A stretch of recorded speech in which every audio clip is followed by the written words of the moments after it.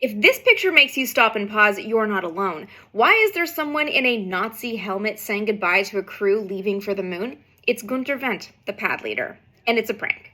Guenter Wendt was the guy that ran the pad crews and was typically the last person that the astronauts saw and spoke to before they went on a mission. He was extremely strict about protocols and running everything under his domain, to the point that he was nicknamed the Pad Führer. He also ended up being very close to the astronauts because he worked so closely with them, and astronauts were big on pranks, and he got looped into the fold. The story behind this helmet is about Apollo 14.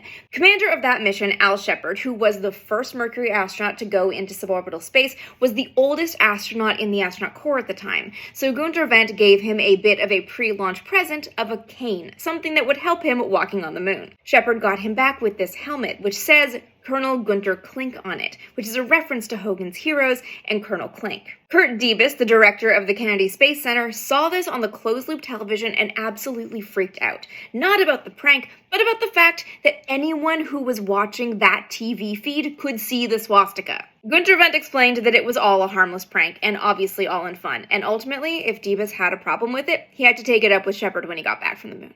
This was arguably not the weirdest pre-launch present Guenter Wendt got from a crew. Mike Collins, before leaving on Apollo 11, gave him a frozen fish in a bag. He'd caught it the night before in reference to pre-launch fishing trips crews often went on when they were in quarantine. Apparently that fish sat in Guenter Wendt's freezer for 22 years before he found someone to deep freeze it and preserve it, and then hung it on his wall.